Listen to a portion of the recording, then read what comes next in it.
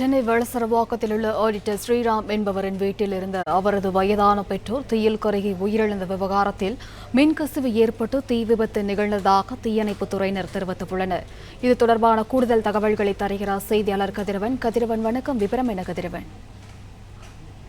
நேற்று வளசரவாக்கம் சௌத்ரி நகர் பகுதியில் இருக்கக்கூடிய ஸ்ரீராம் என்பவருக்கு சொந்தமான பங்களா திடீரென தீ விபத்தானது ஏற்பட்டது.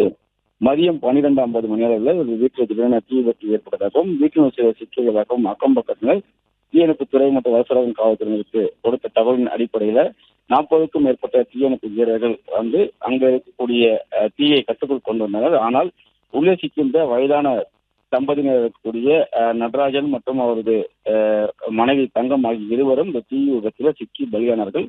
இந்த தீ விபத்துக்கான காரணம் குறித்து வளசரவாக்கம் போலீசாரும் தீயணைப்பு துறையினரும் விசாரணை நடத்தக்கூடிய நிலையில மின்சார கசிவு காரணமாக இந்த தீ விபத்து நிகழ்ந்திருப்பதாக தீயணைப்புத்துறை தகவல் தெரிவித்திருக்கிறார்கள்.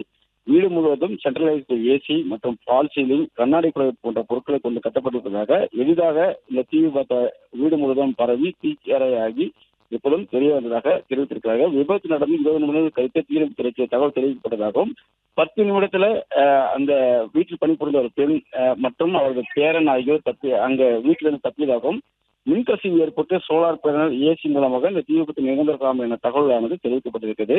தகவல்துறை மின்சாரத்துறையினர் ஆய்வு மேற்கொண்டுள்ளவருக்கும் அறிக்கை வந்த பிறகு தீ விபத்துக்கான முழுமையான தகவல் தெரிய வரும் என்றும் தெரிவிக்கப்பட்டிருக்கிறது. ஸ்ரீராமின் மகன் மற்றும் அங்கு பணிபுரிந்த ஒரு பெண் பணியாளர் ஆகியோர் குதித்து தப்பிய நிலையில நடராஜி என்ற 74 வயது வழக்கறிஞரும் அவரது மனைவி தங்கம் ஆகியோர் இன்று இந்த தீ விபத்தில் பலியானதும் குறிப்பிடத்தக்கது. தீ விபத்துக்கான முழுமையான காரணங்கள் கண்டறியப்படக்கூடிய நிலையில மின் கசிவின் காரணமாக இந்த தீ விபத்து நடந்திருக்கலாம் என தீயணைப்புத்துறையினர் தகவல் தெரிவித்திருக்கிறார்.